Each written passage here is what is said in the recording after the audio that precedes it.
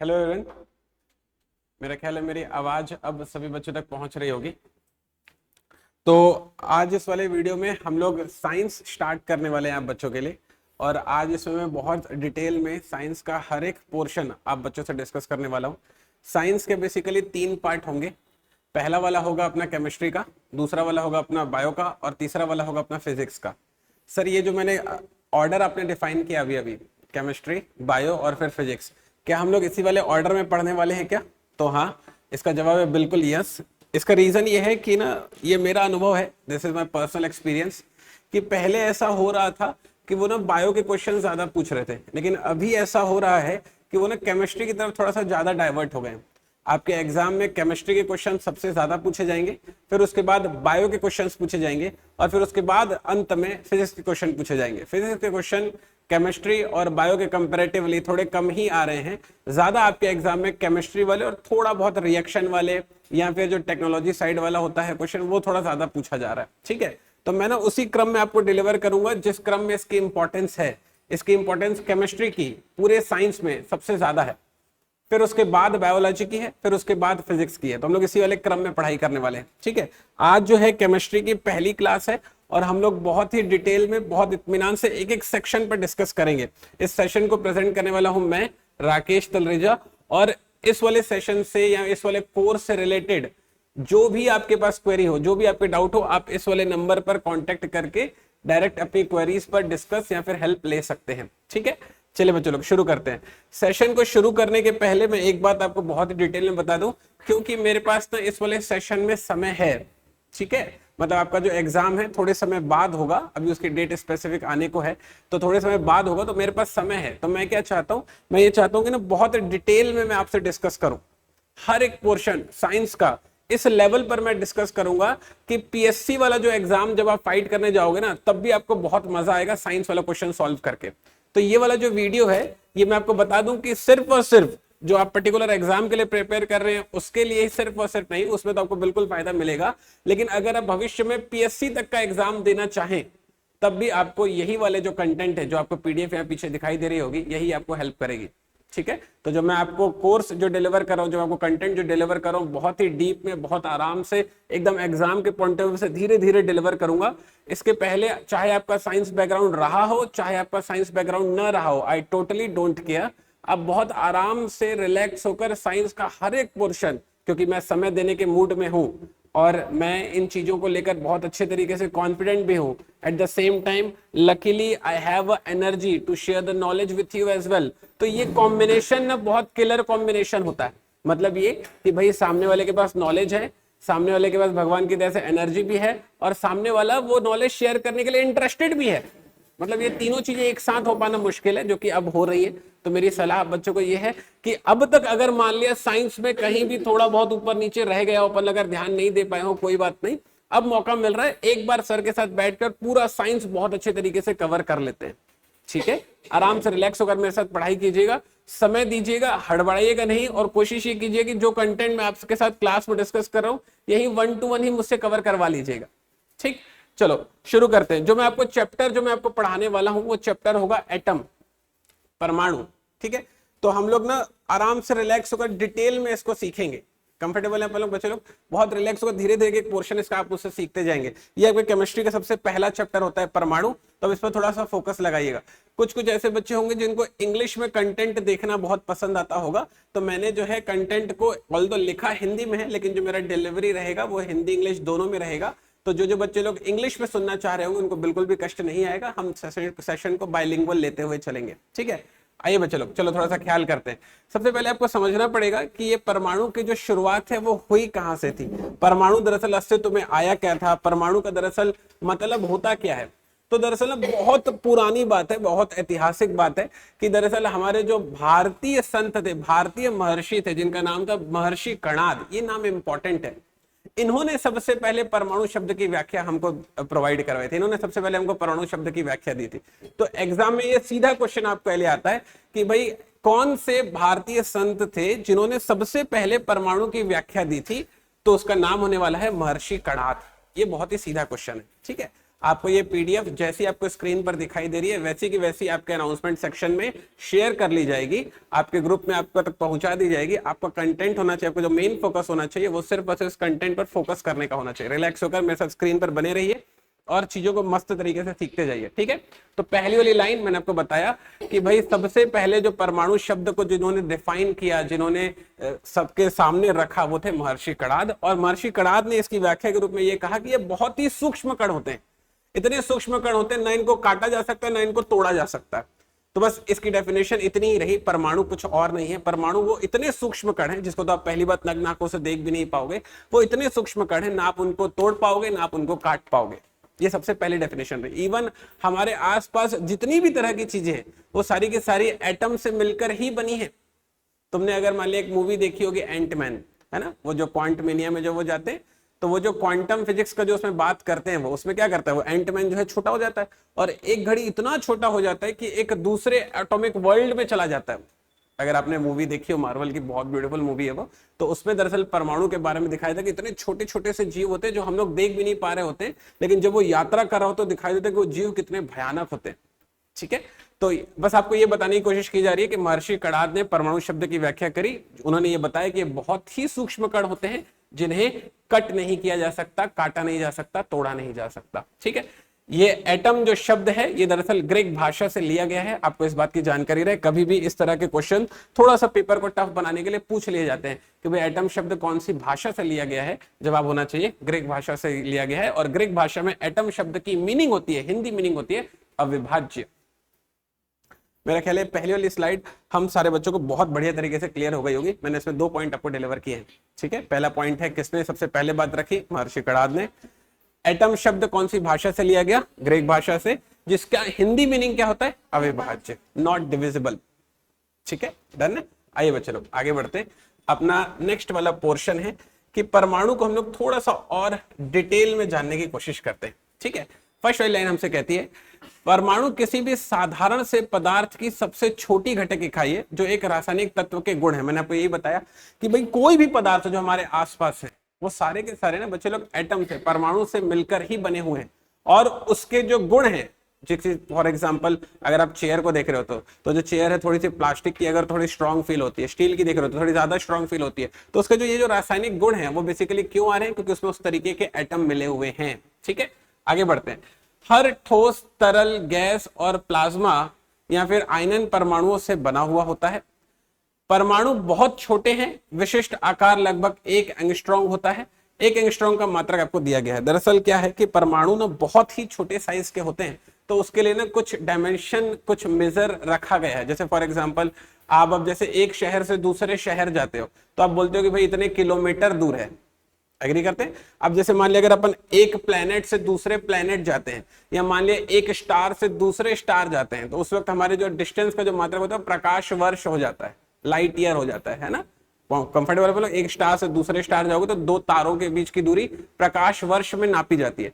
तो मैं आपको ये कहने की कोशिश करूं, जैसे फॉर एग्जांपल आप अपने घर से लेकर किसी पड़ोसी घर तक जाओगे या दूसरी गली जाओगे तो आप बोलोगे भैया 200 मीटर दूर जाना है, 500 मीटर दूर जाना है। तो आपको ये बताने की कोशिश करो कि जो दूरी के जो मात्रक है ना हमारे अनुमान के हिसाब से बदलते रहते हैं। अगर थोड़ी ही दूर जाना है तो 200 मीटर 500 मीटर बोल दिया, एक शहर से दूसरे शहर जाना है तो 20 किलोमीटर 30 किलोमीटर बोल दिया, एक तारा से दूसरे तारा की तरफ जाना है तो प्रकाश वर्ष बोल दिया।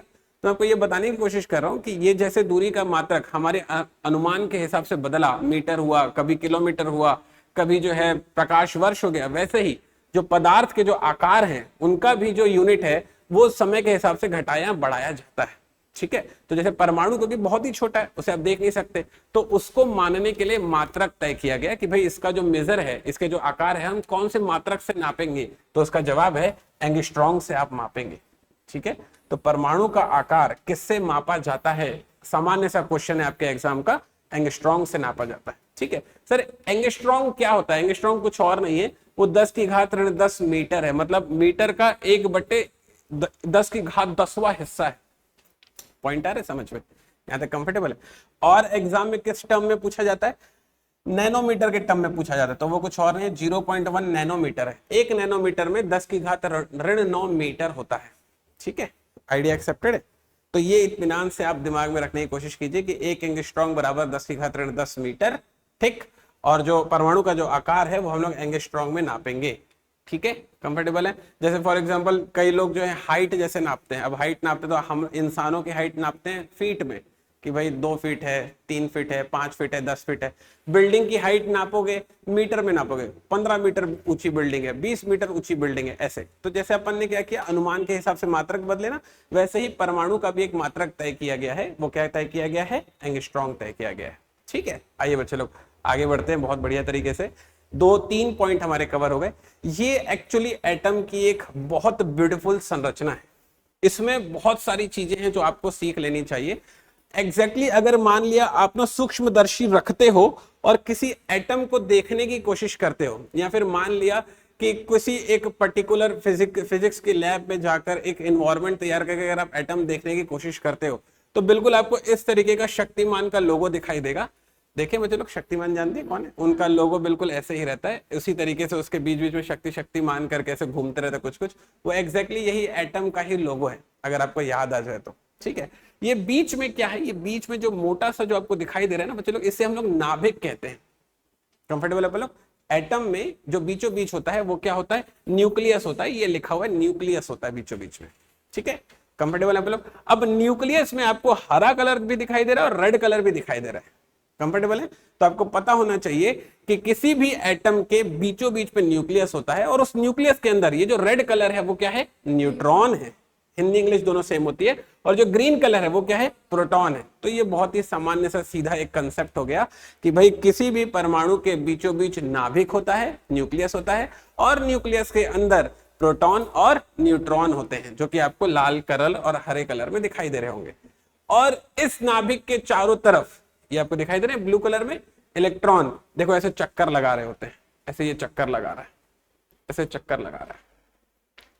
और जिस जिस ऑर्बिट में ये इलेक्ट्रॉन चक्कर लगा रहे होते हैं, उस ऑर्बिट को क्या कहा जाता है, इलेक्ट्रॉन ऑर्बिट कहा जाता है, इलेक्ट्रॉनिक कक्ष कहा जाता है।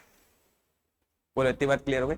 परमाणु एग्जैक्टली ऐसे दिखते हैं, ये है परमाणु का सही स्ट्रक्चर। अब आराम से इस बात को दिमाग में रखिए कि सर अब जब आगे बात करेंगे तो बोलेंगे वो कि न्यूक्लियस में न्यूट्रॉन और प्रोटॉन उपस्थित है, वो बोलेंगे कि न्यूक्लियस के चारों तरफ इलेक्ट्रॉन चक्कर लगा रहे हैं, तो आपको पता लगना चाहिए कैसे चक्कर लगा रहे हैं, कैसे वो उपस्थित हैं। कंफर्टेबल है इस वाली बात को लेकर? फोटो एकदम मस्त क्रिस्टल क्लियर है। चलिए आगे बढ़ते हैं, नेक्स्ट वाले स्लाइड की तरफ अपन लोग चलते हैं। आइए, जो बातें मैंने आपको बोली अभी अभी जो समझाई वो यहाँ पर लिखित है, थोड़ा बहुत आपको आइडिया दे देता हूँ एक थ्योरेटिकल टर्म में। परमाणु नाभिक से बना होता है, यही हमने फोटो में देखा। नाभिक एक या एक से अधिक इलेक्ट्रॉन से सीमित होते हैं, वही आपने देखा कि उसके तरफ चारों तरफ इलेक्ट्रॉन चक्कर लगा रहे थे। नाभिक आमतौर पर एक या एक से अधिक न्यूट्रॉन और प्रोटॉन की समान संख्या से बना हुआ होता है, यही बीच में आपने देखा कि भाई न्यूट्रॉन और प्रोटॉन उपस्थित है, यही बात हमने वहां पर देखी। ठीक है, आगे बढ़ते हैं। प्रोटॉन और न्यूट्रॉन न्यूक्लियॉन कहलाते हैं, ये शब्द आपके लिए इंपॉर्टेंट है। ये ऐसे शब्द जो है ना वो क्या करेगा, पेपर में यूज करेगा और उसकी परिभाषा आपसे पूछेगा, बोलेगा भाई न्यूक्लियॉन क्या होते हैं, तो आपको पता होना चाहिए कि प्रोटॉन और न्यूट्रॉन मिलकर न्यूक्लियॉन बनाते हैं। यही छोटे छोटे टर्म आपके एग्जाम में आते हैं जिसको हम लोग ध्यान नहीं कर रहे होते हैं। न्यूक्लियॉन आपको पता होना चाहिए, फोटोन आपको पता होना चाहिए, हम लोग आगे पढ़ने वाले हैं। ठीक है, फोटोन कोई बच्चा बताना चाहता है कि क्या होता है?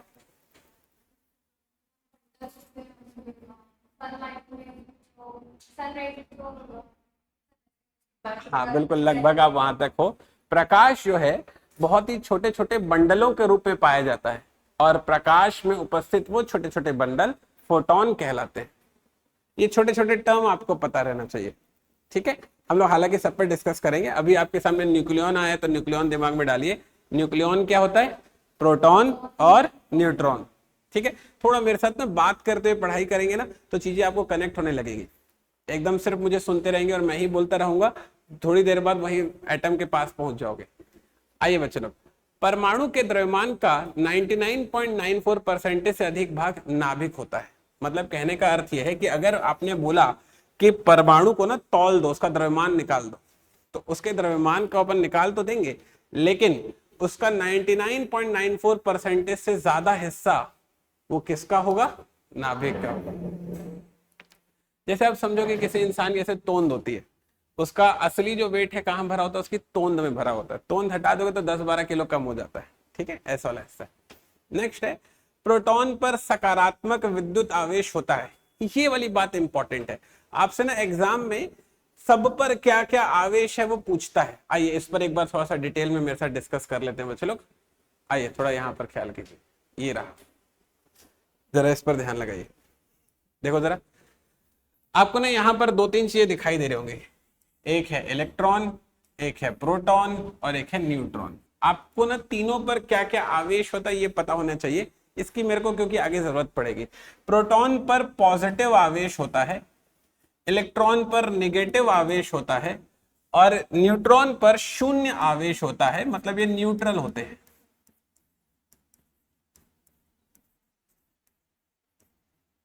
इतनी बात गई दिमाग में?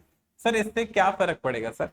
इससे ही तो ये जो इलेक्ट्रॉन जो इसके चारों तरफ घूम रहा है ना, इसको घूमने की शक्ति मिलती है। मतलब कहने का अर्थ ये है, आराम से एक बार रिलैक्स होकर सुनना और बात को थोड़ा समझने की कोशिश करना। जैसे मान लिया आप जब छोटे होते होगे ना, छोटे होगे तो आप ना पकड़म पकड़ाई खेलते होगे, ठीक है, आप भागते होगे, आपके पीछे आपका दोस्त आपको पकड़ने की कोशिश करता होगा। तो एक आपका कोई दोस्त ऐसा होता होगा या आप खुद भी ऐसे होते होगे कि आप ना बहुत ज्यादा ना क्रिएटिव, बहुत ज्यादा स्मार्ट होते होगे। तो क्या करते होगे, जैसे आप ना भागते रहते होगे, पीछे आपका दोस्त आता रहता होगा, तो सामने खंबा मिलता होगा ना, खंबे पे ऐसे अपना हाथ फंसाते हो और गोल घूम के आप वापस आ जाते हो, आपका दोस्त आगे निकल जाता होगा। ऐसा हुआ था कभी आपके साथ?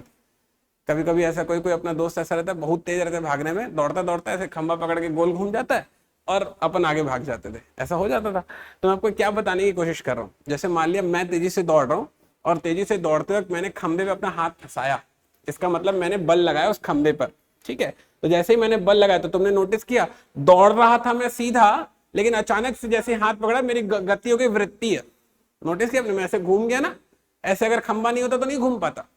बात आ रही है को समझ में? तो मैं आपको ये वाली बात कहने की कोशिश कर रहा हूं कि जब हमको सेंट्रल से कोई फोर्स मिलती है, केंद्र जब कोई फोर्स मिलती है, तो हमारी गति अपने आप कैसी होती है? वृत्तीय हो जाती है। सीनारा समझ? बिल्कुल यही वाली बात यहां पर ये बात समझाता है। इसको ना सेंट्रल से दरअसल फोर्स मिलती है, किसको? इलेक्ट्रॉन को, जिसके कारण ये इस वाले अक्ष पर घूम पा रहा होता है, वरना घूमते घूमते कहीं बाहर फेंका गया रहता। सीनारा समझ? तो जैसे अपन खंबे को पकड़ते हैं तो अपने को एनर्जी मिलती है बीच से, तभी हम घूम पाते हैं, वैसे इसको सेंट्रल से एनर्जी मिलती है। उस एनर्जी का नाम है विद्युत चुंबकीय बल, इलेक्ट्रोमैग्नेटिक फोर्स। और वो फोर्स की वजह से ये इस वाले अक्ष पर घूम पा रहा होता है, वरना फिर फेंका जाता बाहर। तो ये बहुत ही सामान्य सी समझने वाली बात है। अगर मान लो इसके बाहर की तरफ 3 इलेक्ट्रॉन घूम रहे होंगे, तो पक्का इसको अंदर से 3 ऐसे प्रोटॉन होंगे जो शक्ति दे रहे होंगे। तो ये बहुत समझने सी बात है, एक मस्त वाला कंसेप्ट बन जाता है इस वजह से कि भाई किसी भी परमाणु में प्रोटॉनों की संख्या इलेक्ट्रॉनों की संख्या के बराबर होती है। अगर मान लिया अंदर तुम 2 प्रोटॉन रखोगे और बाहर बोलोगे 3 इलेक्ट्रॉन घूम लेगा क्या वो? नहीं।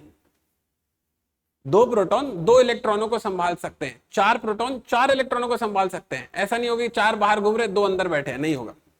तो एक सामान्य सा कंसेप्ट बनता है, क्योंकि प्रोटॉनों में धनावेश होता है और वो इलेक्ट्रॉनों में उपस्थित ऋणावेश से जो विद्युत चुंबकीय बल क्रिएट होता है, उसकी वजह से इसके चारों तरफ चक्कर लगा पाते हैं। तो इस वजह से इनके बीच में प्रोटॉनों की संख्या इलेक्ट्रॉनों की संख्या की क्या होती है? बराबर होती है। ये पहला कंसेप्ट हो गया आपके लिए।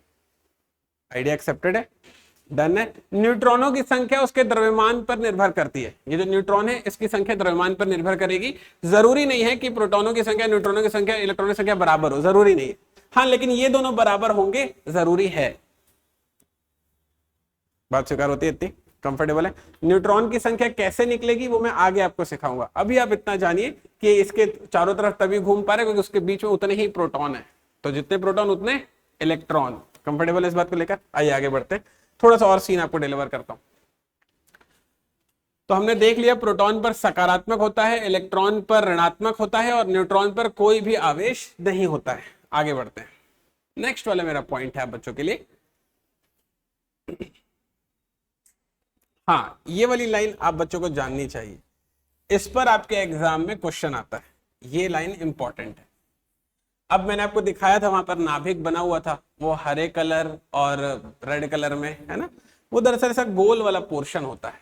आप अगर थोड़ा सा ध्यान देंगे बच्चे लोग, इसकी बात चल रही है, ये वाले की। तो दरअसल इसका ना व्यास मापा जाता है। त्रिज्या और व्यास पता है, किसी वृत्त का व्यास, किसी वृत्त की त्रिज्या, डायमीटर और रेडियस, है ना। इसका जो व्यास है ना वो मापा जाता है। तो आपसे एग्जाम में क्वेश्चन पूछेगा कि भाई किसी भी परमाणु के नाभिक का व्यास किस में नापा जाता है। कंफर्टेबल है लोग? तो उसका आंसर होगा, हम लोग किस में मापते हैं उसे, फर्मी में मापते हैं। ये सीधा क्वेश्चन है आपके पेपर में आने वाला, हम लोग उसे फर्मी में नापते हैं। और फर्मी क्या होता है सर, एक फर्मी 10⁻15 मीटर के बराबर होता है। ठीक है, इसके पहले मैंने आपको एंगस्ट्रॉम बताया आकार मापने के लिए, अब मैं आपको बता रहा हूं व्यास मापने के लिए। एंगस्ट्रॉम से हम लोग परमाणु का आकार मापे थे, हम लोग फर्मी से व्यास मापेंगे उसके नाभिक का। ये दो क्वेश्चन आपके पेपर में बहुत सीधे आने वाले क्वेश्चन है। आगे बढ़ सकते हैं? आइए बच्चों लोग आगे निकलते हैं इसमें। ठीक है, इसमें मैक्सिमम बातें मैं आपको वर्बली बता चुका हूं, बाकी अगर आप पढ़ना चाहें तो इत्मीनान से पढ़ सकते हैं। ये फोटो जो है इससे आपको समझ में आ रहा होगा कि एग्जैक्टली अगर कोई देखता है किसी परमाणु को तो इस तरीके से दिखाई देता है। उसमें तो ऑल्दो मेरे को आपको डायग्राम बना के दिखाना, मैंने कुछ शक्तिमान वाले निशान बना दिए थे, लेकिन एग्जैक्टली टू द पॉइंट बोलोगे तो ऐसा दिखता है। ये बीच में आपको नाभिक दिख रहा होगा गोल सा, जिसमें रेड कलर और सफेद कलर में प्रोटॉन और क्या होगा, न्यूट्रॉन होगा। और जो ब्लू कलर आपको दिखाई दे रहा है ये क्या है, इलेक्ट्रॉन है जो इसके चारों तरफ घूम रहे हैं। ठीक है, बहुत ही ब्यूटीफुल सा ये दिखता है। आगे बढ़ते हैं, अगली बारी आती है परमाणु क्रमांक की। इसको इंग्लिश में हम लोग बोलते हैं एटॉमिक नंबर। हमारे एग्जाम में ना बच्चे लोग एटॉमिक नंबर सीधा सीधा पेपर में पूछ लिया जाता है। ठीक है, तो मैं जब आपको आवर्त सारणी वाला चैप्टर पढ़ाऊंगा ना, मैं जब आपको आवर्त सारणी वाला पढ़ाऊंगा ना चैप्टर, तो आवर्त सारणी वाले चैप्टर में मैं आपको ना एस ब्लॉक होता है, पी ब्लॉक होता है, डी ब्लॉक होता है, एफ ब्लॉक होता है, हर एक ब्लॉक में जो जो तत्व उपस्थित होते हैं सभी का परमाणु क्रमांक याद भी करवाऊंगा। ठीक है, अभी आप परमाणु क्रमांक की सिर्फ परिभाषा सुन लीजिए, वो परिभाषा आपको पता होनी चाहिए। ठीक है, आराम से रिलैक्स होकर सुनते। किसी तत्व का परमाणु क्रमांक उस तत्व के नाभिक में स्थित प्रोटॉनों की संख्या के बराबर होता है। बस यही एक डेफिनेशन है इसकी। मतलब मैं इसको इंग्लिश में अगर आपको समझाऊं तो इसका मतलब यह होगा कि atomic number of any element is equal to the number of proton available in its nucleus. Comfortable है लोग? किसी भी तत्व का परमाणु क्रमांक उसके नाभिक में स्थित प्रोटॉनों की संख्या के बराबर होता है। गई इतनी बात? कंफर्टेबल है लोग? अब इसकी एक और परिभाषा भी बन सकती है, क्योंकि प्रोटॉनों की संख्या किसके बराबर थी, इलेक्ट्रॉनों की संख्या के। मैंने देखा अभी अभी कि प्रोटॉनों की संख्या इलेक्ट्रॉनों की संख्या के बराबर थी, और क्योंकि प्रोटॉनों की संख्या बराबर होती है परमाणु क्रमांक के, तो इसका मतलब कि परमाणु क्रमांक किसके बराबर हो सकता है, इलेक्ट्रॉनों की संख्या के। तो ऐसे घुमा घुमा कर आपके पेपर में क्वेश्चन पूछ सकता है। आइडिया एक्सेप्टेड है? परमाणु क्रमांक को यूजुअली हम लोग Z के प्रतीक से बताते हैं। ठीक है, आइए बच्चों लोग आगे बढ़ते हैं। जैसे कि ये एक लिखा हुआ है मेरे पास फोटो, इस फोटो से आपको परमाणु क्रमांक बहुत ही अच्छे तरीके से समझ में आएगा। उदाहरण के लिए हमने एक तत्व लिया हुआ है जिसका नाम है हीलियम। ठीक है, तो हीलियम में कभी भी आप कहीं पर लिखा हुआ देखोगे ना बच्चे लोग, तो ऐसे लिखा हुआ रहता है, ऐसा ऐसा लिखा हुआ रहता है। तो आपको ये 2 और 4 का मतलब समझ में आना चाहिए। ठीक है, क्या होता है सर इसका मतलब, ये जो 2 जो लिखा हुआ है ना, ये है परमाणु क्रमांक जिसको मैं Z से डिफाइन कर रहा हूं। ठीक है, और ये जो 4 जो लिखा हुआ है ना, ये है परमाणु भार जिसको मैं M से डिफाइन कर रहा हूं। दिमाग गई बात? नीचे वाला क्या होता है, परमाणु क्रमांक, ऊपर वाला क्या होता है, परमाणु भार। ठीक है, तो कभी कभी क्या करेगा, ऐसा फोटो दे देगा और पूछेगा इसमें उपस्थित इलेक्ट्रॉनों की संख्या बताओ।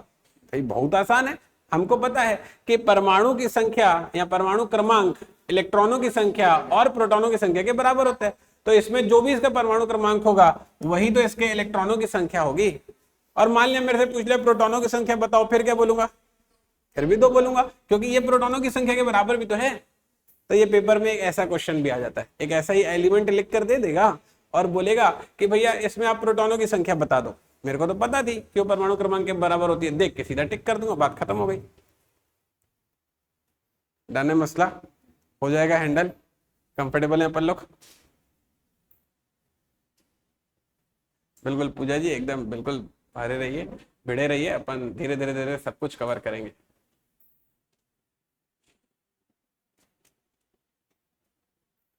हाँ बिल्कुल आकाश साहू जी, साइंस बिल्कुल आज ही स्टार्ट हो रहा है। आगे बढ़े, आपको बताऊं मैं। चलिए देखते हैं, थोड़ा यहाँ फोकस करते हैं, सुनिएगा। अब जैसे उसने ये वाला एक एलिमेंट दिया, ये उदाहरण है, ऐसे कई सारे एलिमेंट आ सकते हैं, आपको सिर्फ कंसेप्ट पता रहे, आपको हैंडल करना आ जाएगा। अब उसने से ये वाला एलिमेंट दिया, ठीक है। अब अगर मान लिया मेरे को उसने 4 फोटो बनाकर दे दी, ठीक, और उस फोटो में एक फोटो मेरे को ऐसी दिखाई दे रही है, बाकी फोटो कुछ भी हो सकती है। उदाहरण के लिए उसमें ऐसे 3 लाल गोले होंगे और 2 नीले गोले होंगे, ऐसा, और ऐसे घूम रहे होंगे इलेक्ट्रॉन उसके आगे पीछे, ऐसा कुछ भी फोटो आ सकती है मेरे सामने, ठीक है। उसने बोल दिया कि भाई जो है चलो एक नीला गोला और बढ़ा, तो नीला गोला जो है ना वो प्रोटॉन को बताता है, ऐसा ऐसा एक फोटो दे देगा, ऐसा दूसरा फोटो दे देगा, ठीक है। ऐसे 4 फोटो बना देगा और आपको बोलेगा भाई इस वाले एलिमेंट के लिए कौन से लिए फोटो सही है। समझ रहे हो मैं क्या बोल रहा हूँ? तो आपको समझ में आना चाहिए देखकर कि कैसे ये हैंडल होती हैं चीजें। भाई अगर उसने यहाँ पे 2 लिखा तो मतलब मैं जान गया कि ये प्रोटॉन और इलेक्ट्रॉन के बराबर है, मतलब जो आजू बाजू चक्कर लगा रहे होंगे वो भी 2, और जो अंदर बैठे होंगे वो भी 2। कंफर्टेबल है पर लोग? तो जहां पर ये 2-2 बना हुआ होगा, ये ऐसा, उसे ही सही मानूंगा, बाकी ये 3 वाला या 2 वाला गलत हो जाएगा। अभी न्यूट्रॉनों की संख्या निकालना नहीं सिखा रहा हूं, अभी सिर्फ इलेक्ट्रॉन और प्रोटॉन निकालना सिखा रहा हूं। इतना एलिमेंट देखकर आपको क्या क्या पता चल सकता है, ये आइडिया मिला? इतना एलिमेंट देखकर आपको प्रोटॉनों की संख्या, न्यूट्रॉनों की संख्या, परमाणु क्रमांक और परमाणु भार पता चल सकता है। स्वीकार है? यहां तक आइडिया एक्सेप्टेड है? आगे बढ़ रहा हूं मैं थोड़ा सा, जैसे 1-2 पॉइंट और इस पर डिस्कस कर लेता हूं, फिर परमाणु द्रव्यमान बताऊंगा। आइए थोड़ा सा और सोचते, थोड़ा यही बने रहिएगा। मान लिया जैसे मैं इसकी बात करता हूं, मान लिया जैसे मैं इसकी बात करता हूं, ये क्या बोलते हैं, थोड़ा कोई बच्चा बता सकता है? सोडियम होता है ये। कभी कभी आपके पेपर में ना इनके सिंबल नहीं पूछ लेते हैं, अक्सर एग्जाम में पूछा जाने वाला क्वेश्चन है सिल्वर का सिंबल क्या होता है।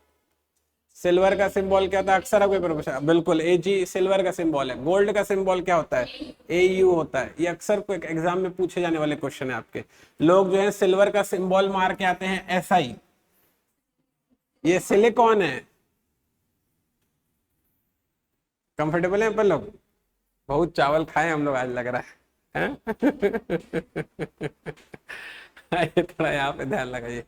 ये जो सोडियम है इसका परमाणु क्रमांक बताना चाहते हो? 11। शाबाश, इसका परमाणु क्रमांक होता है 11। अगर मान लिया सिर्फ इतना लिखा तो मैं उसको बता दूंगा कि प्रोटॉन कितने हैं, इलेक्ट्रॉन कितने हैं। परमाणु क्रमांक 11 है भाई। अब क्या करेगा पता है? वो थोड़ा सा बदमाशी करेगा, ऐसे लगाएगा, ऐसे ऐसे ऐसे करेगा, और अब आपसे पूछेगा कि इसमें इलेक्ट्रॉनों की संख्या बताओ, इसमें प्रोटॉनों की संख्या बताओ, इसमें आप परमाणु क्रमांक बताओ, ऐसे करता है वो। समझ पा रहे हो? ये सारे क्वेश्चन आपके लिए थोड़े से इंपॉर्टेंट हो जाते हैं, आपको ये आना चाहिए निकालना। ये सबसे बेसिक है, मतलब केमिस्ट्री का सबसे बेसिक पार्ट है कि आपको इलेक्ट्रॉन, प्रोटॉन, न्यूट्रॉन, हाँ, ये न्यूक्लियॉन, फोटोन, ये सब पता रहे, ये सबसे बेसिक है। बाद में देखेंगे रदरफोर्ड क्या बोल के गए, बाद में देखेंगे बोरबरी क्या बोल गए, वो सब बाद में आएगा, पहले इतना तो आया आपको। चलो इसमें मेरी हेल्प करो, बताओ कि मैं इसमें ये इस वाले स्ट्रक्चर में इसमें प्रोटॉन, सबसे पहले बताओ परमाणु क्रमांक कितना बोलूंगा? परमाणु क्रमांक, परमाणु क्रमांक कितना बोलूंगा इसका? जल्दी से बताओ। इस पर चाहे 10 धन के चिन्ह और क्यों ना लगा दे, परमाणु क्रमांक कभी नहीं बदलता, वो 11 फिक्स है एकदम। बोलो इतनी बात गई दिमाग में? कंफर्टेबल है? अब बताओ प्रोटॉनों की संख्या क्या होगी इसकी?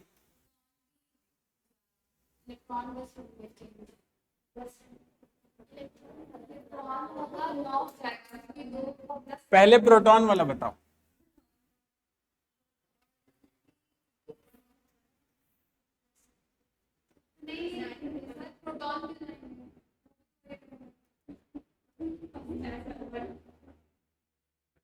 अब ये सवाल के लिए आपकी मदद कर सकता है परमाणु क्रमांक की परिभाषा। आइए अब परमाणु क्रमांक की परिभाषा सुनिए। किसी तत्व का परमाणु क्रमांक उसके तत्व के नाभिक में उपस्थित प्रोटॉनों की संख्या के बराबर होता है। ओरिजिनल डेफिनेशन यही है। ये तो हम जाकर कंक्लूड किए थे कि भैया क्योंकि प्रोटॉन इलेक्ट्रॉन के बराबर है तो चलो इलेक्ट्रॉन प्रोटॉन के बराबर हो गए, तो मैं किया था यहाँ पे, कोई और थोड़ी लिखा था ये तो मैं किया था तुम्हारे लिए। लेकिन ओरिजिनल डेफिनेशन क्या है? ओरिजिनल डेफिनेशन ये है, और यही आपके दिमाग में फिक्स होनी चाहिए।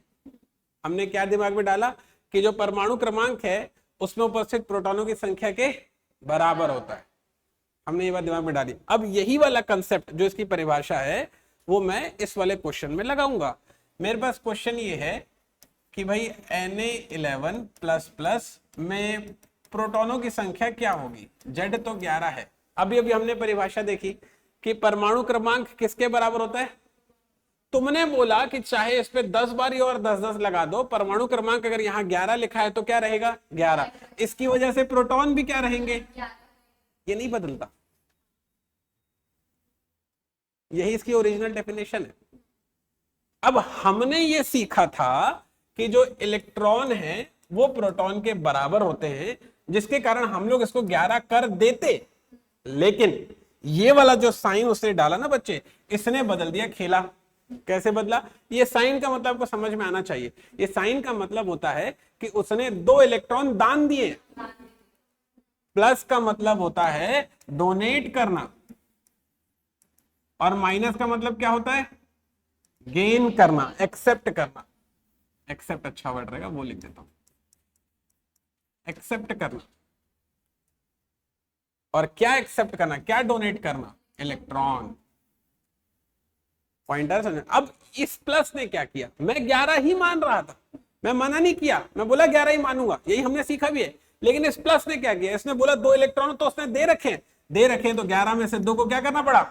माइनस, तो इसकी वजह से 9 हो गए इसमें इलेक्ट्रॉन।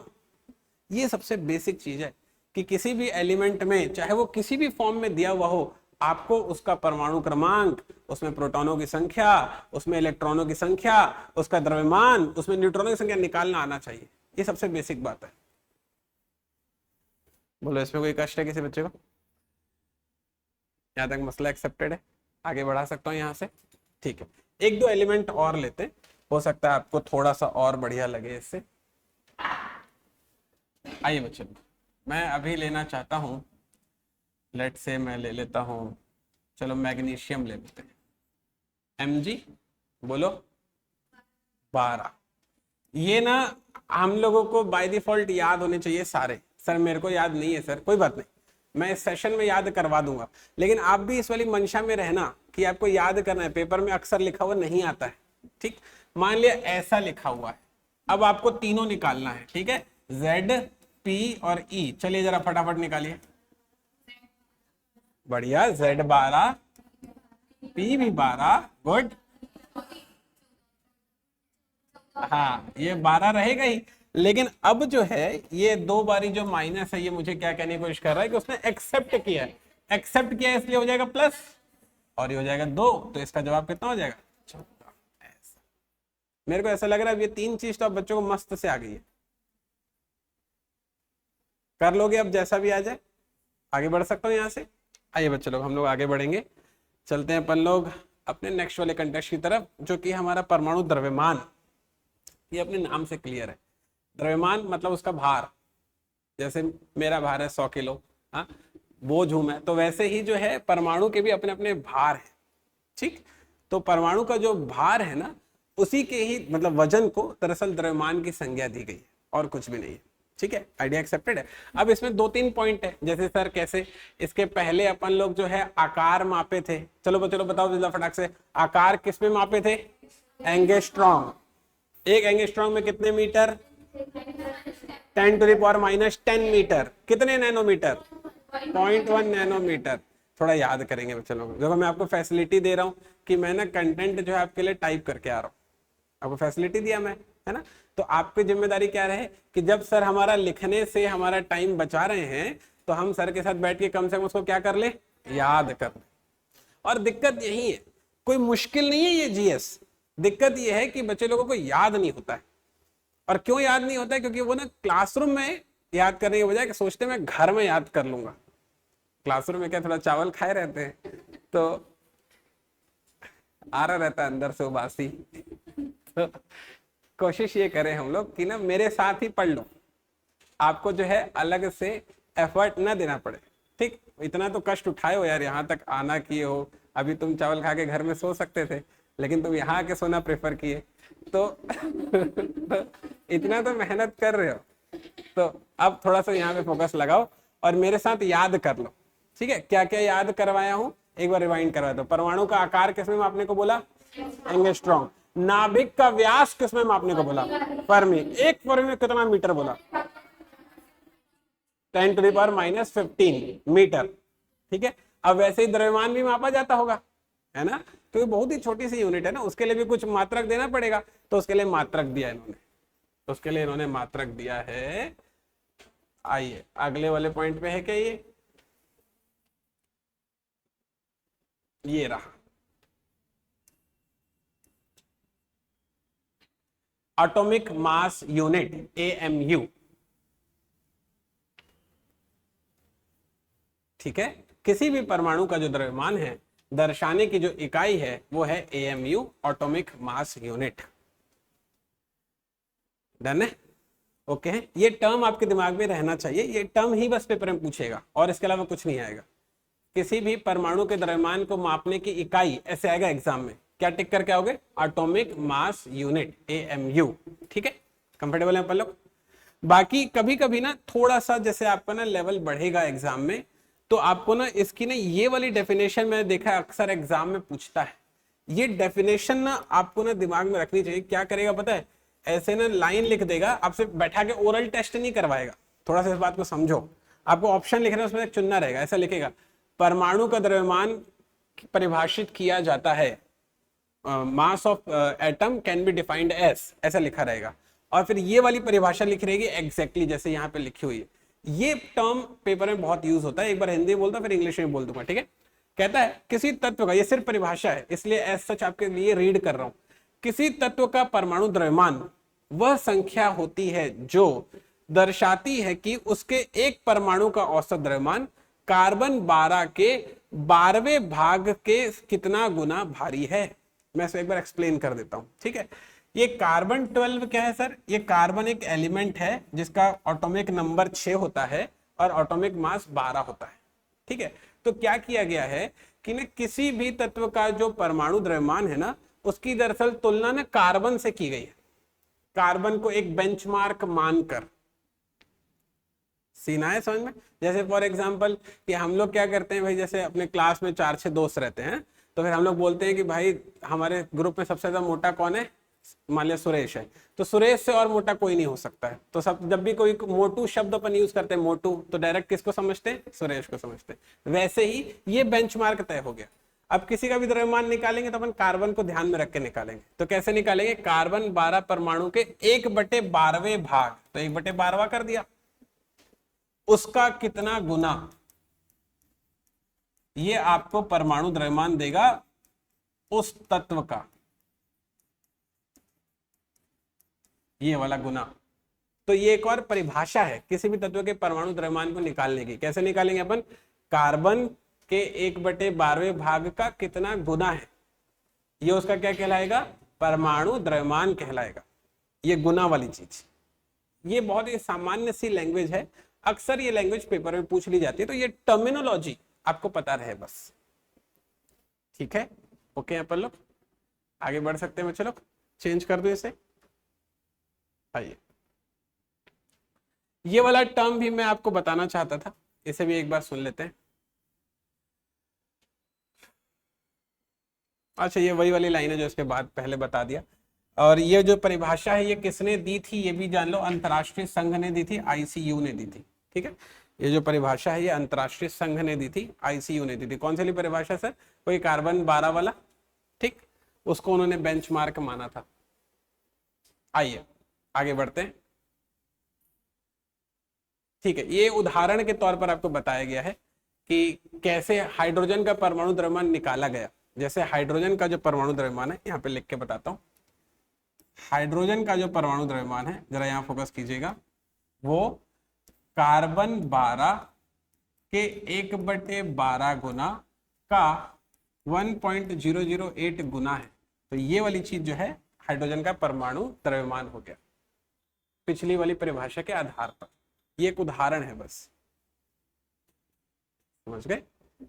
ठीक है, आइए आगे बढ़ते हैं। ठीक है, हाँ ये वाली चीज मैं चाहता हूं आपको पता रहे, ये आपके पेपर में आती है, जरा थोड़ा सा ध्यान लगाएंगे क्या? आइए, एक एएमयू बराबर क्या होता है, अक्सर पेपर में पूछा जाता है। एक एएमयू बराबर, बच्चे लोग चलो चलो स्क्रीन पर जरा ध्यान लगाओ। एक एएमयू बराबर कुछ और नहीं होता, वो होता है 1/, एंगस्ट्रॉन्ग। ये Na क्या है? Na है एंगस्ट्रॉन्ग। ठीक है, इसका मान क्या है? एंगस्ट्रॉन्ग का मान होता है, एक मोल संख्या बोलते हैं इसको, इसका मान होता है 6.023 इंटू 10⁻23। तो ये क्योंकि 1/, में था, तो जब इसको हल किए होंगे तो आपको डायरेक्ट ये वाला एक्सप्रेशन याद रहना चाहिए। एक एमयू बराबर होता है 1.665 इंटू 10⁻24 ग्राम। ठीक है, ये एमयू का मात्रक है, मतलब वैल्यू है। अक्सर पेपर में ये भी टर्म आपसे पूछ लिए जाते हैं, आपको ख्याल रहे इनका। छोटे छोटे से पॉइंट है, ध्यान रखते हुए चलते हैं। आइए आगे बढ़ते हैं। आई होप यहां तक क्लियर हो गया होगा पॉइंट बच्चों को। हाँ, अब जो आपके पेपर में क्वेश्चन को हल करने वाली लाइन है वो ये है। आपके एग्जाम में क्वेश्चन आएगा, कोई भी जो है आपको एक तत्व दे देगा, उसका परमाणु द्रव्यमान आपसे पूछेगा। तो देखो यहाँ पे क्या लिखा हुआ है, किसी भी परमाणु में न्यूट्रॉन और प्रोटॉन की कुल संख्या परमाणु द्रव्यमान कहलाती है। इसका मतलब है कि अगर आपको परमाणु द्रव्यमान निकालना होगा तो न्यूट्रॉन मतलब N और प्रोटॉन मतलब P दोनों को जोड़ देना। ये सूत्र हम लोग यूज करेंगे आगे चलकर। ठीक है, और मैं क्या जानता हूं इसके अलावा, जो प्रोटॉन है वो परमाणु क्रमांक के बराबर होता है, और मैं क्या जानता हूं इसके अलावा, वो इलेक्ट्रॉन की संख्या के भी बराबर होता है। ये दो नियम हैं जो आपका लाइफ सेविंग का काम करेंगे, आपको एग्जाम में सारे सवालों के जवाब बता देंगे। कैसे सर? मैं आपकी हेल्प करता हूं, बताता हूं कैसे। यहां पर है अपन, बोलो सुनेंगे? आइए बच्चों, जैसे मैंने ना एक तत्व सोचा O, कैपिटल O। ठीक, ये कौन सा तत्व है? ऑक्सीजन है। ऑक्सीजन का परमाणु क्रमांक 8, परमाणु द्रव्यमान 16। इतना आपको याद होना चाहिए, ऐसे पेपर में लिखा हुआ आएगा। ऑक्सीजन में उपस्थित, ऐसे लिखेगा, प्रोटॉन, न्यूट्रॉन और इलेक्ट्रॉनों की संख्या बताइए, ऐसे आएगा पेपर में। ठीक है, या फिर वो क्या करेगा, ऑक्सीजन में ऐसे 16 लिखने के बाद में यहां पर 2 माइनस डाल देगा और बोलेगा न्यूट्रॉन, प्रोटॉन और इलेक्ट्रॉन की संख्या बताइए। ऐसे वो करेगा आपके साथ पेपर में। ये सवाल एग्जैक्ट क्वेश्चन है पेपर में आपके आने वाला, यही क्वेश्चन आपके पेपर में आएगा और आपको ये तीनों ही निकालने आना चाहिए। मैं ये दो निकालना आपको सिखा चुका हूं, आप मेरी हेल्प करेंगे। Z की वैल्यू क्या होगी? Z की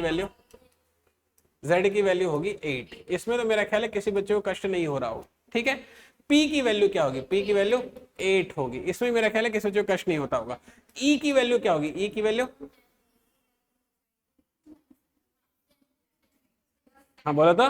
दरअसल 8 तो होती प्रोटॉन के कारण, लेकिन 2 माइनस है, माइनस मतलब एक्सेप्ट किया है, एक्सेप्ट किया है इसलिए तो कितना आ जाएगा? इतना स्वीकार हो गया। अब बारी है न्यूट्रॉन की। न्यूट्रॉन के लिए मैंने आपको फंडा दिया m is equal to n plus P. ठीक है ना, अब ये m का मान ये है दरअसल m। तो जैसे मैं ये वाला फंडा लगाऊंगा, m की वैल्यू कितनी है? 16।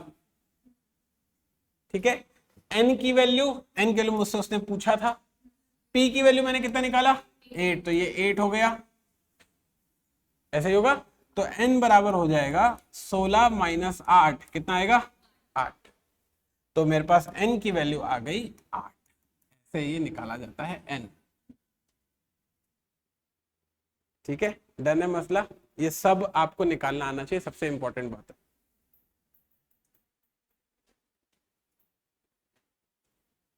आगे बढ़ सकता हूं यहां से? ओके है, चलिए बच्चों लोग चलते हैं अपन लोग नेक्स्ट वाली स्लाइड की तरफ। आणविक द्रव्यमान। देखो, जैसे हम लोग किसी न तत्व का निकालते हैं तो वो होता है परमाणु द्रव्यमान, लेकिन जब हम लोग किसी अणु का निकालेंगे तो वो हो जाएगा आणविक द्रव्यमान। मतलब क्या है सर आपके कहने का? अभी जैसे मैं थोड़ी देर पहले हाइड्रोजन लिया था, है ना, और मैंने अभी अभी ऑक्सीजन लिया, तो हाइड्रोजन का परमाणु द्रव्यमान निकल सकता है क्योंकि वो एक सिंगल एंटिटी है। ऑक्सीजन का परमाणु द्रव्यमान निकल सकता है क्योंकि वो सिंगल एंटिटी है, लेकिन अगर आपने 2 हाइड्रोजन और 1 ऑक्सीजन को मिला दिया तो क्या बनता है, और ये H2O मतलब जो पानी है इसका निकलेगा क्या, आणविक द्रव्यमान, क्योंकि ये अणु है।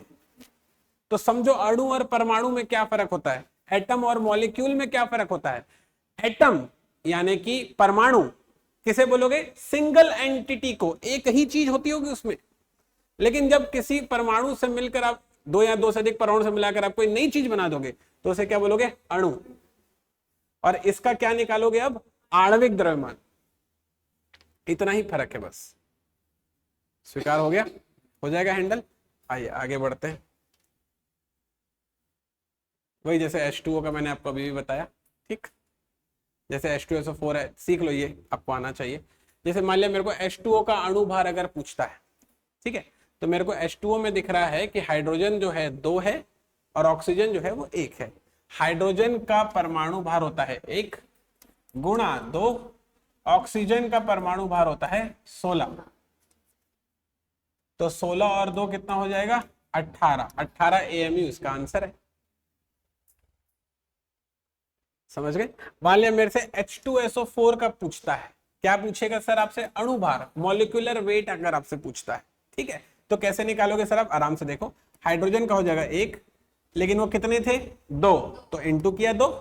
सल्फर का होता है 32 और ऑक्सीजन का होता है 16 और 4 थे इसलिए गुणा किया 4, और इसको हल किया तो कितना आ गया, 98 AMU। वैसे ही आप C6H12O6 का निकाल सकते हैं। आणविक द्रव्यमान इतना आसान है निकालना। सर मेरे को ये याद कैसे होगा कि सल्फर का 32 लगाना है, वो मैं आपको याद करवा दूंगा, अभी तो पहली क्लास है, परेशान ना होइएगा, धीरे धीरे आपको याद हो जाएगा वो भी। आगे बढ़ सकता हूँ यहाँ से, ओके हैं इसमें सारे बच्चे लोग, चेंज कर दूं। आइए बच्चे लोग आगे बढ़ते, आइए आगे बढ़ते रहेंगे हम लोग। सूत्र द्रव्यमान कुछ और नहीं है दरअसल। जैसे फॉर एग्जाम्पल अभी अभी हमने क्या किया, अभी हमने H2O बनाया, ठीक है, तो H2O का सूत्र क्या है, 2 हाइड्रोजन और 1 ऑक्सीजन, ये उसका सूत्र है। तो इस सूत्र का द्रव्यमान कुछ और नहीं कहलाता है, सूत्र द्रव्यमान कहलाता है बस, और कुछ विशेष पॉइंट नहीं है इसमें। जैसे उदाहरण के लिए यहां देखो, उदाहरण के लिए हमने एक टर्म बनाया, वो है सोडियम क्लोराइड, ये होता है NaCl, ठीक है। NaCl में क्या है, Na है और Cl है, तो Na का होता है 23 और Cl का होता है 35, दोनों को जोड़ दिया आ गया 58.5, खत्म बात। मतलब जो आणविक द्रव्यमान था दूसरे शब्दों में वही क्या है, सूत्र द्रव्यमान है, कुछ नया नहीं है। कंफर्टेबल है अपन लोग। ये NaCl का मैंने आपको निकाल कर बताया, दोनों का अपन ने अलग अलग द्रव्यमान निकाला, जोड़ दिया, वो सूत्र द्रव्यमान हो गया। डन है। चलिए आगे बढ़ते हैं, चलते हैं अपन नेक्स्ट वाले फेज की तरफ। मोल संकल्पना, ये आपको थोड़ा सीखना चाहिए। आइए बच्चे लोग थोड़ा सा ध्यान लगाते हैं। देखो मोल संकल्पना है क्या आखिर, दरअसल क्या है कि ना जो परमाणु है ना बच्चे लोग, वो ना बहुत सारी संख्या में पाया जाता है, बहुत सारी संख्या में। अब इतनी सारी संख्या को अगर अपन लोग बोलते रहेंगे 5 ठो है 10 ठो है, और अगर बढ़ जाए तो भैया 5 करोड़ 10 करोड़ और बजे 5 करोड़ 10 लाख इतना करोड़ है, ऐसे बोलने में थक जाएंगे अपन। तो क्या कर दिया गया, एक यूनिट डिफाइन कर दी गई। जैसे आप मार्केट में जाते हो, आप बोलते हो कि भैया 1 दर्जन संतरे दे दो, हाँ, आप 1 दर्जन संतरे बोलकर दरअसल उससे कितने संतरे ले रहे हो, 12। तो आपने क्या किया, मार्केट में सब्जी खरीदने के लिए दर्जन शब्द को डिफाइन कर दिया, तो वो आपके लिए सब्जी खरीदने वाली जो चीज है वो दर्जन संकल्पना हो गई। अब वैसे ही परमाणुओं की गिनतियों को डिफाइन करने के लिए एक संकल्पना दी गई, जिसको क्या कहा गया, मोल संकल्पना। मोल कुछ और है नहीं, जैसे हमारे बोलचाल की भाषा में एक शब्द होता है दर्जन, वैसे ही केमिस्ट्री की लैंग्वेज में एक शब्द होता है मोल, बस। जैसे हमारी भाषा में 1 दर्जन मतलब 12 संतरे, वैसे ही केमिस्ट्री की लैंग्वेज में 1 मोल मतलब 6.023 into 10 to the power 23 number, ठीक है, क्योंकि बहुत सारे होते हैं ना, तो एक संख्या उसके लिए डिफाइन कर दी। इसको Na से डिफाइन किया था, वही एवोगैड्रो नंबर बोलते हैं इसको अपन लोग, ठीक है। तो आपको पता रहे कि एवोगैड्रो नंबर का मान कितना होता है, एक Na या फिर एवोगैड्रो नंबर क्या होता है, 6.022 या 6.023 इंटू 10 टू पावर 23 नंबर होता है, ये संख्या है। सीना है समझ में। जैसे आप मार्केट जाके बोल सकते हो कि भाई 1 मोल संतरे दे दो, तब वो कितने संतरे पकड़ाएगा, जाओ खाते रहो ऐसा। तो इसीलिए हम लोग इतना तो नहीं खा पाएंगे, तो कितना लेकर आते हैं, 1 दर्जन लेकर आते हैं, वही ठीक है हमारे लिए। Okay, comfortable. तो मोल संकल्पना कुछ और नहीं है, जैसे हमारे शब्दों में दर्जन संकल्पना है, केमिस्ट्री के शब्दों में मोल संकल्पना है। हमारे शब्दों में 1 दर्जन मतलब 12 संतरे हैं, उनके शब्दों में 1 एवोगैड्रो मतलब कि 6.023 इंटू 10⁻23 मोल है, मतलब कि संख्या है परमाणु की। ठीक, आइए आगे बढ़ते हैं बच्चे लोग।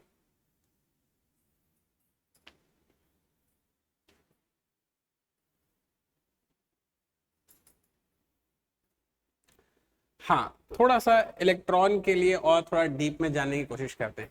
अभी तक मैंने आप बच्चों को इलेक्ट्रॉन के लिए 2-3 बातें बता रखी है, एक बार उन बातों को रिवाइंड करवा देता हूँ। ठीक है, इलेक्ट्रॉन क्या होते हैं?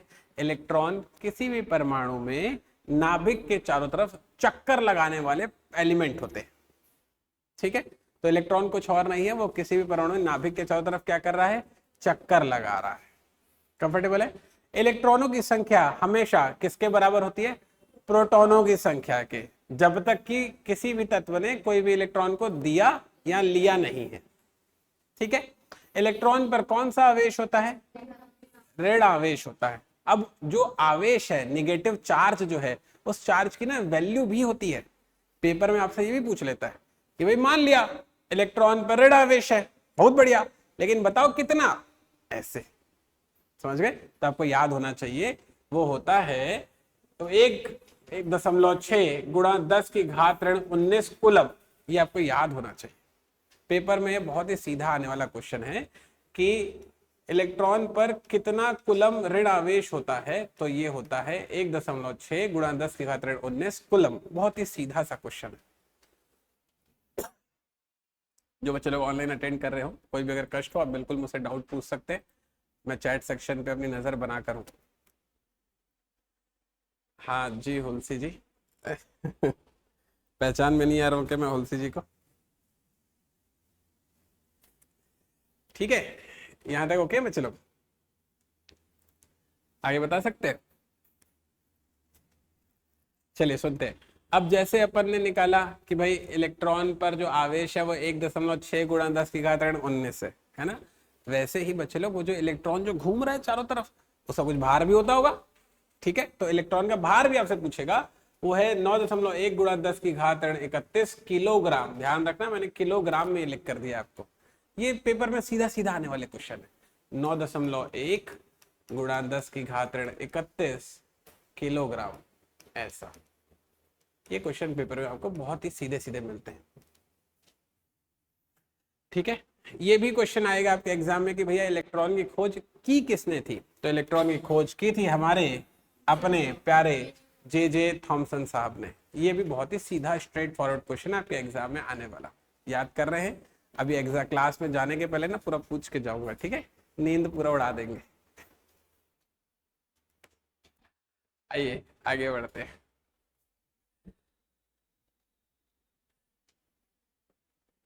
चलिए इसे अब रफ करते हैं। यही भाषा जो हिंदी में लिखी है, मैंने आपके लिए एक दूसरी स्लाइड में इंग्लिश में लिख दी है। अपनी पसंद से आप भाषा चुन लीजिएगा, और वही सेम चीजें इसमें लिखी गई है। ठीक है, अब बारी आती है किसकी? प्रोटॉन की। जैसे सारी चीजें इलेक्ट्रॉन की सुनी हमने, वैसे ही सारी चीजें प्रोटॉन की होती होंगी। ये बहुत ही बेसिक है किसी भी साइंस टॉपिक का, कि भाई केमिस्ट्री में आपको ये पता है कि नहीं, क्या इलेक्ट्रॉन है, क्या प्रोटॉन है, क्या न्यूट्रॉन है, सबसे बेसिक है। बाद में नियम कानून अपन पढ़ेंगे, पहले बेसिक जान लो। ठीक है, सुनिए जरा। जैसे मैंने आपको बताया कि जो इलेक्ट्रॉन है वो चारों तरफ चक्कर लगा रहा है, भैया उसको चक्कर चारों तरफ लगाने के लिए कोई शक्ति होगी जो रोक के रखी होगी। जैसे तुम दौड़ते तो बीच में वो खंबा रोक के रखता था, है? तो बीच में एक शक्ति है, उसका नाम क्या है? प्रोटॉन है। प्रोटॉन पर कौन सा आवेश होता है? धन आवेश होता है। ठीक है, तो आपसे पूछेगा, मान गए भाई उस पर धन आवेश है, लेकिन कितना? तो आप उसको जवाब देकर आओगे 1.6 गुणा 10 की घात 19 कुलम। आपने नोटिस किया ये इलेक्ट्रॉन के आवेश के बराबर है, नहीं तो इलेक्ट्रॉन जान छुड़ा के भाग नहीं जाएगा अपने अक्ष से। बराबर शक्ति होनी चाहिए उसको रोकने के लिए, और अगर ये शक्ति ज्यादा हो जाती तो खींच के ले आता नाभिक में, चला बैठते आजू बाजू। नहीं समझ रहे तुम? इलेक्ट्रॉन घूम रहा है, इसके पास पावर ज्यादा है, तो क्या करता है ना, हो जाएगा। अब वैसे ही जैसे तुमने इलेक्ट्रॉन का भार देखा था, बोलो कितना देखा था, बताओ जरा मुझे फटाक से। 9.1 गुणा 10 की घात ऋण 31 किलोग्राम। पेपर में ग्राम में भी पूछ सकता है ट्रिक करने के लिए ना, तो किलोग्राम को ग्राम में बदल लेना वहां पर। 1 किलोग्राम में कितने ग्राम? 1000 ग्राम। हैंडल हो जाएगा। आगे के सुनते हैं, थोड़ा सा ध्यान लगाइएगा, स्क्रीन पर थोड़ा फोकस कीजिए। वैसे ही प्रोटॉन का भी तो द्रव्यमान होता होगा। हाँ, प्रोटॉन का द्रव्यमान होता है 1.6 गुणा 10 की घात ऋण 27 किलोग्राम। ये प्रोटॉन का है, 1.6 गुणा 10 की घात ऋण 27 किलोग्राम। ये सारे क्वेश्चन जो लिख रहा हूं ना लाल लाल कलर में गोला गोला, ये सीधा पेपर में ऐसे ही पूछे जाते जैसे यहाँ पे लिख रहा हूं मैं। अब उसकी जो खोज है वो थॉमसन साहब ने अपना जीवन देकर करी थी, तो प्रोटॉन के लिए भी किसी ने अपना जीवन दिया होगा। शाबाश, रदरफोर्ड एंड गोल्डस्टीन। एक ने खोजा, दूसरे ने नाम रख दिया, क्या करना है। एक ने वो होते हैं ना, एक है जन्म देने वाला, एक है पालने वाला। कौन बड़ा होता है, जन्म देने वाला या पालने वाला? पालने वाला बड़ा होता है, तो इसीलिए रदरफोर्ड का नाम चलता है। आगे बताएं, ठीक है। आइए बच्चे सुनते हैं। यही वो भाषा बदल के है, बाकी कहानी सेम है, ठीक है। अगला अपना कौन बनेगा अपना भाई? न्यूट्रॉन। ठीक है, न्यूट्रॉन पर कोई आवेश नहीं होता, तो पूछेगा भैया कितने कूलाम का आवेश होता है, तो क्या बताओगे? 0 कूलाम। यहाँ लिखा है क्या मैंने? इस पर कोई अनावेश नहीं होता, कोई आवेश नहीं होता, अनावेशित होता है, ठीक है। लेकिन हाँ, इसका भार होता है, इसका भार होता है प्रोटॉन के भार के बराबर। प्रोटॉन के भार के बराबर। प्रोटॉन का भार कितना? 1.6 गुणा 10 की घात ऋण 27, है ना। तो वैसे ही न्यूट्रॉन का भार भी हो गया 1.6 गुणा 10 की घात ऋण 27। बोलो ठीक लगा यहां तक? आगे बढ़ सकते हैं बच्चे लोग। इसकी खोज किसने की थी पूछेगा? जेम्स चैडविक साहब ने इसकी खोज की थी। चैडविक साहब थे जो जूझ कर इसे खोज ले आए हमारे लिए, और हमारे जीवन में एक दुख और बढ़ा दिया। वैसे ही पढ़ने के लिए इतना कुछ था, एक और दे दिया, लो थोड़ा न्यूट्रॉन भी पढ़ ही लेना, क्या करना है। आइए बच्चों, हम लोग छोटे थे ना, ये साइंटिस्ट लोग को बहुत डर आते थे। अपना तो जीवन दिए ही दिए, हमारा भी लेने पे पड़े। आइए बच्चों, अब ना यहाँ पर एक शब्द प्रयोग हुआ है, वेट। एक शब्द होता है मास, एक शब्द होता है वेट। इन दोनों के बीच आपको फर्क समझ में आना चाहिए। हाँ, इन दोनों के बीच फर्क समझना इंपॉर्टेंट है। इसको हिंदी में बोलते हैं द्रव्यमान, इसको हिंदी में बोलते हैं भार, ठीक है। अब थोड़ा इन दोनों के बीच में आराम से लेकर फर्क को समझिए, ठीक है, सुनते जाइएगा चलो। दरअसल क्या होता है ना कि ना, ये इसीलिए शब्द इंपॉर्टेंट है क्योंकि हम लोग ना बोलचाल की भाषा में ना गलत शब्दों का प्रयोग करते हैं। जैसे हमसे ना लोग पूछेंगे भैया तेरा वेट कितना है, तो हम लोग उसको बताएंगे शान से, कितना किलो है?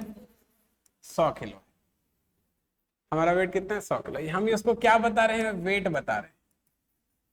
ये हम लोग उसको 100% गलत जवाब दे रहे हैं।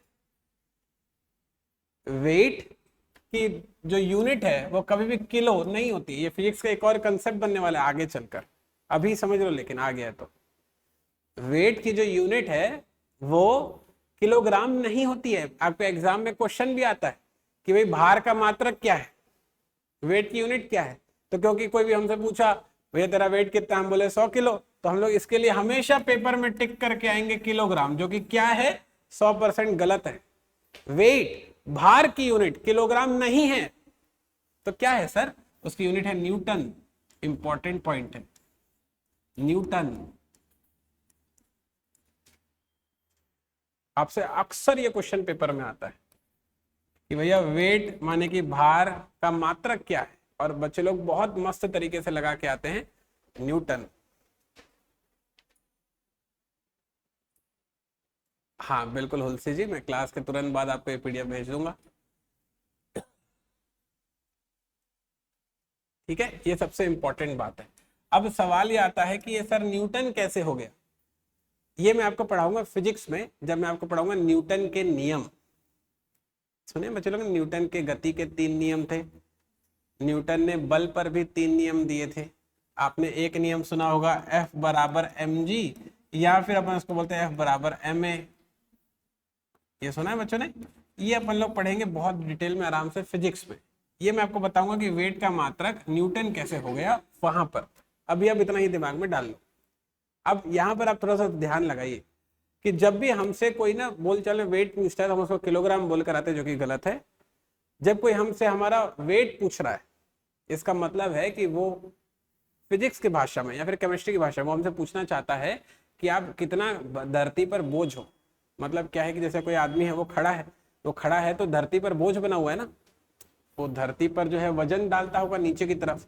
तो वेट यानी कि भार क्या होता है कि कोई भी वस्तु नीचे की तरफ कितना बल डालती है, वो बल ही क्या कहलाता है? भार कहलाता है।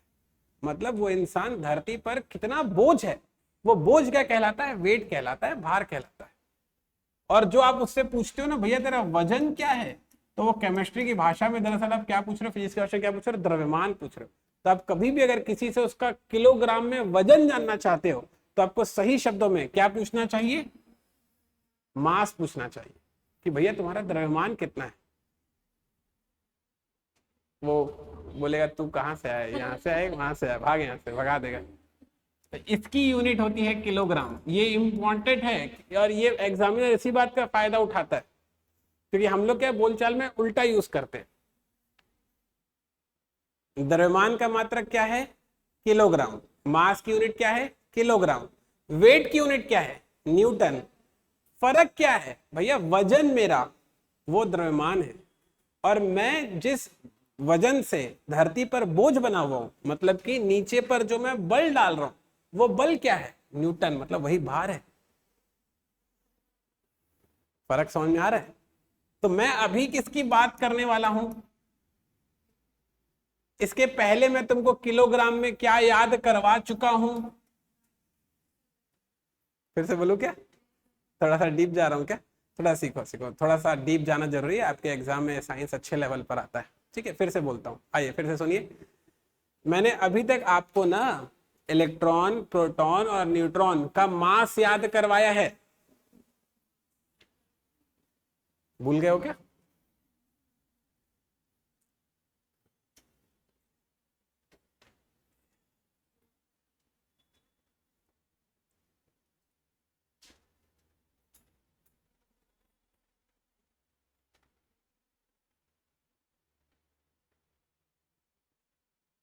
इसको थोड़ा टाइपिंग एरर में ठीक कर दूंगा। अगर आपसे पूछे कि भैया, यही लिख देता हूं मैं, चलो। अगर आपसे पूछे कि भाई इलेक्ट्रॉन का मास क्या होता है, ठीक, तो आप जवाब दे के आना 9.1 इंटू 10⁻31 kg। चलो बताओ, प्रोटॉन का पूछे तो क्या बोल के आओगे?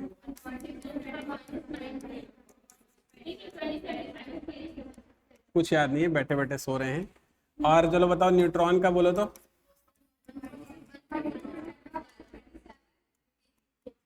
ऐसे मैंने आपको ये अभी याद करवाया है, ठीक है। और अब मैं जो बात करने वाला हूँ ना, वो किसकी बात करने वाला हूँ? वेट की बात करने वाला हूँ, ठीक है। तो आपसे अक्सर एग्जाम में ये वाला क्वेश्चन आता है, ये बना हुआ है जो यहाँ पर, कि भाई प्रोटॉन, न्यूट्रॉन और इलेक्ट्रॉन को वेट के क्रम में, भार के क्रम में जमाइए। तो वेट सबसे ज्यादा किसका है? न्यूट्रॉन का है। फिर किसका है? प्रोटॉन का है। फिर किसका है? इलेक्ट्रॉन का है। ये भार है तीनों का, वेट है वो, ठीक है।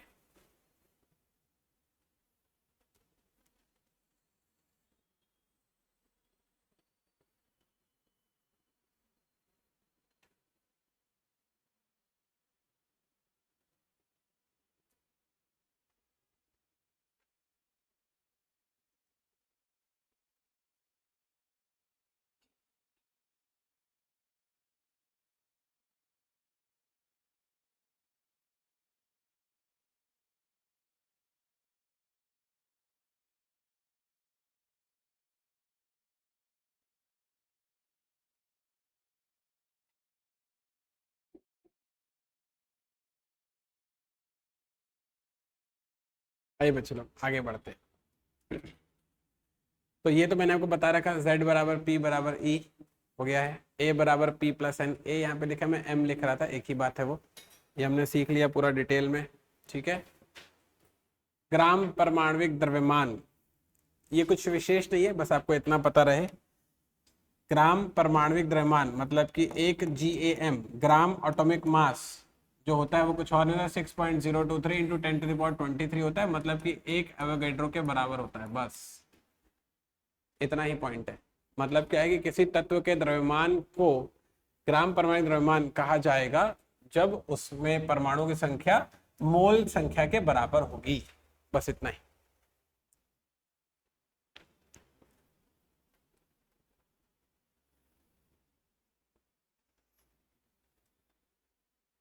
आगे बढ़े, आइए अगला है समस्थानिक। ये वाला पोर्शन फटाफट सीख लेते हैं, इसके क्वेश्चन अक्सर आपके एग्जाम में आते हैं, तो इसको थोड़ा जल्दी जल्दी अपन लोग सीख लेते हैं, ठीक है। आइए चलो, समस्थानिक लिखा हुआ है, आइसोटोप लिखा हुआ है, इसको थोड़ा रिलैक्स होकर सीखते हैं। देखो समस्थानिक आइसोटोप आपके एग्जाम में बहुत ही स्ट्रेट आने वाला क्वेश्चन है, इसको थोड़ा अच्छे से सीखिएगा। पिछले साल भी CGPSC एग्जाम में समस्थानिक पर क्वेश्चन आ चुका है, तो इसे अच्छे से सीखिए, एकदम इत्मीनान से हैंडल करना सीखिए, ठीक है। समस्थानिक इंपॉर्टेंट है। समस्थानिक हिंदी में अगर आप सुनते हो तो अपने नाम से क्लियर है, सम स्थान, सम स्थान, समान स्थान, ठीक है। मतलब कहने का क्या अर्थ है कि भाई देखो, दरअसल ना हमने क्या किया है, आवर्त सारणी बनाई है, पीरियोडिक टेबल बनाए हैं, ठीक है। पीरियोडिक टेबल में ना हमने क्या किया है कि उसमें इलेक्ट्रॉनों को या फिर कहना चाहिए तत्वों को ना उनके परमाणु क्रमांक के आधार पर हमने लिखा है। जैसे अगर आपको याद हो कि इस तरीके से बनती है पीरियोडिक टेबल, ऐसा एक डब्बा रहता है और फिर ऐसे नीचे से ऐसे बनती जाती है, फिर ऐसे आती है, फिर ऐसे आती है और फिर ऐसे आती है, और इस तरीके से यहाँ पर ऐसा बनता है, ऐसा यहाँ पर हाइड्रोजन रहता है, यहाँ पर हीलियम रहता है, यहाँ पर लिथियम रहता है और आगे बढ़ते रहते हैं। इस तरह की दिखती है परमाणु आवर्त सारणी, याद है आपको। अब ये जो पहला वाला जो घर है ना, ये हमने हाइड्रोजन के लिए फिक्स करके रखा हुआ है, लेकिन ये दरअसल देखा गया पृथ्वी पर ही कि ना हाइड्रोजन की समान परमाणु क्रमांक वाले भी हमको कुछ तत्व मिल गए। तो अब क्योंकि हमने जो है परमाणु क्रमांक के आधार पर सेट किया, अब हमने बोला कि ये जो पहला वाला जो घर है ना, पहला वाला जो घर है ये उसका होगा जिसका परमाणु क्रमांक 1 होता है। तो मतलब घर एक ही होगा, सीना है समझ में, जिसका परमाणु क्रमांक 1 होगा, लेकिन परमाणु क्रमांक 1 वाले उदाहरण के लिए हमको तत्व मिल गए 3, सीना है समझ में। तो इस वजह से ना हम लोगों को ना परमाणु क्रमांक आवर्त सारणी में पीरियोडिक टेबल में समस्थानिकों को रखने की जगह नहीं मिल पाई। तो इसीलिए मैं आपको जितने भी अभी समस्थानिक बताऊंगा ना, वो आपको आवर्त सारणी में लिखे हुए कभी नहीं मिलेंगे। रीजन समझ में आ रहा है क्यों? क्योंकि भाई जैसे ये दूसरा वाला घर है, दूसरा वाला जो घर है वो उसके लिए सेट है जिसका परमाणु क्रमांक होता है 2, लेकिन अगर हमको परमाणु क्रमांक 2 वाले ही 4 तत्व मिल गए तो जगह तो एक ही है ना, चारों को थोड़ी डाल दूंगा, बात समझ रहे हो। तो इसलिए समस्थानिक कभी भी आवर्त सारणी में आपको नहीं मिलेंगे, इतनी बात गई दिमाग में। तो समस्थानिक कौन होते हैं, मैंने जो इतनी सारी भाषा बोली सो कंक्लूड करूं तो समस्थानिक वो सभी तत्व होते हैं जिनके परमाणु क्रमांक आपस में क्या होते हैं, बराबर होते हैं, यही उसकी परिभाषा है और यही लाइन आपके पेपर में आएगी। वो तत्व जिनके परमाणु क्रमांक, जिनके एटॉमिक नंबर बराबर होंगे वो आपस में क्या होंगे, समस्थानिक होंगे, आइसोटोप होंगे, यही परिभाषा सीधा पूछे आपके पेपर में, पहले तो इतना दिमाग में डालिए, नाम से ही क्लियर है, सम स्थान, स्थान एक ही हो गया ना। अब आपसे पेपर में ये भी क्वेश्चन पूछता है कि कुछ ऐसे तत्व है जिनके समस्थानिक में बहुत फेमस है, बहुत चर्चा में रहते हैं, तो उनके अक्सर एग्जाम में क्वेश्चन पूछेगा। जैसे फॉर एग्जांपल कार्बन, कार्बन का समस्थानिक अक्सर पेपर में पूछ पूछ के वो पागल हो गया। कार्बन के 2 समस्थानिक, एक है हीरा और एक है ग्रेफाइट, मतलब है वो कार्बन ही लेकिन 2 अलग अलग रूपों में पाया जा रहा है। सर कैसे आप रूप कैसे कह दे रहे हो सर, मतलब जैसे फॉर एग्जांपल 2 समझो जुड़वा भाई, समझ गए, एक राम है घनश्याम है, सीना है समझ में, मतलब कहने का अर्थ है उनके रासायनिक गुण मिलते हैं, बस रूप अलग अलग है, ठीक है, ओके। अपन लोग जैसे हाइड्रोजन, हाइड्रोजन के समस्थानिक अभी पिछले साल ही पेपर में उसने पूछा था आपसे। अक्सर एग्जाम में क्वेश्चन है कि भाई हाइड्रोजन का तीसरा आइसोटोप क्या होगा, हाइड्रोजन का तीसरा समस्थानिक क्या होगा, आपसे हमेशा एग्जाम में क्वेश्चन पूछा जाता है। इसलिए मैंने उसको बहुत ही डिटेल में आपको समझाने की कोशिश करी है। जो मैं यहाँ पर कवर करने वाला हूँ ये रहा। ये फोटो आपके एग्जाम के पॉइंट ऑफ व्यू से बहुत ही इंपॉर्टेंट फोटो है, आपको इस वाली फोटो को सीखना चाहिए। जरा ध्यान लगाइए, हाइड्रोजन के 3 समस्थानिक होते हैं, थोड़ा ध्यान लगाएंगे आप लोग। पहला कौन है? प्रोटियम। दूसरा कौन है? ड्यूटीरियम। तीसरा कौन है? ट्राइटियम। कंफर्टेबल है आप लोग? याद कर रहे हैं? पेपर में सीधा आने वाला क्वेश्चन है, हाइड्रोजन के 3 समस्थानिक बिल्कुल पूछता है एकदम, प्रोटियम, ड्यूटीरियम, ट्राइटियम। ठीक है, ड्यूटीरियम को भारी जल के नाम से भी जाना जाता है, जिसका मॉलिक्यूलर स्ट्रक्चर होता है D2O। तो अक्सर पेपर ये भी पूछ लेता है कि भाई भारी जल किसका मतलब किसका समस्थानिक है, यूज होता है। करेक्ट पॉइंट, एकदम सच बात है। ठीक है, ओके लोग। अब आप थोड़ा सा अगर इसके डिटेल में जाना चाहें तो आपको कैसे दिखाई देगा ये, आइए बच्चे लोग थोड़ा सा सीखते हैं। थोड़ा सा ध्यान लगाइए, सुन रहे हैं मुझे? बताऊंगा बच्चों को, सुनेंगे? आइए सुनिए। देखो, ये है प्रोटियम, ये है ड्यूटीरियम और ये है ट्राइटियम। अगर आप ध्यान देंगे तो तीनों के पास परमाणु क्रमांक कितना है?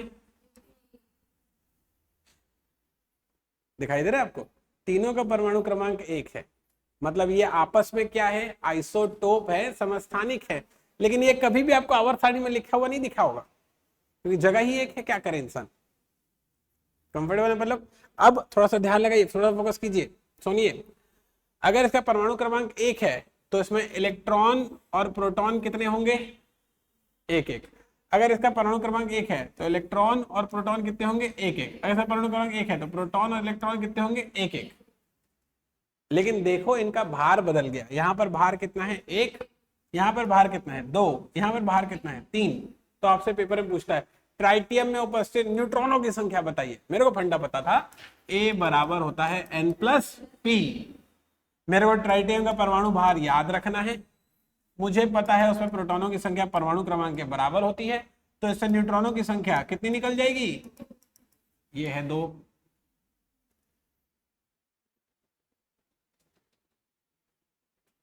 हो जाएगा हैंडल। यही एग्जैक्ट क्वेश्चन एग्जाम में आया था कि ट्राइटियम में उपस्थित न्यूट्रॉनों की संख्या बताइए। हो जाएगा।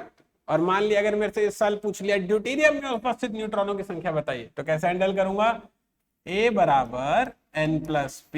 ये है A जो कि है 2, N मुझे पता नहीं है, P कितना है? 1। तो N बराबर हो जाएगा 2 - 1 मतलब कितना? 1। ये रहा वो 1। अब अगर आपसे पूछ ले भैया कि प्रोटियम में उपस्थित न्यूट्रॉनों की संख्या बताइए, तो क्या जवाब देकर आओगे? प्रोटियम में कितने न्यूट्रॉन है? 0 है, एक कभी न्यूट्रॉन नहीं है। 1 में से 1 घट जाएगा, कुछ नहीं आएगा। हो जाएगा हैंडल? कर पाएंगे हम लोग इतना? आगे बढ़े।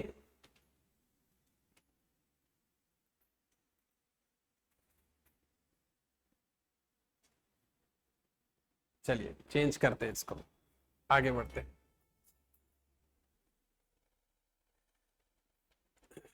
कार्बन के समस्थानिक मैंने आपको बता ही दिया, हीरा और ग्रेफाइट है। और बेसिकली कार्बन के 3 समस्थानिक होते हैं, 2 हीरा और ग्रेफाइट तो फेमस ही है। कार्बन 12, कार्बन 13, कार्बन 14, कार्बन के 3 समस्थानिक होते हैं। ठीक है, और अक्सर आपसे इसी तरह से पूछेगा कार्बन 14 में उपस्थित न्यूट्रॉनों की संख्या। चलो जरा बताओ कितनी आएगी? कार्बन 14 में उपस्थित न्यूट्रॉनों की संख्या बताइए। कार्बन 14 में उपस्थित न्यूट्रॉनों की संख्या, number of neutron is carbon 14।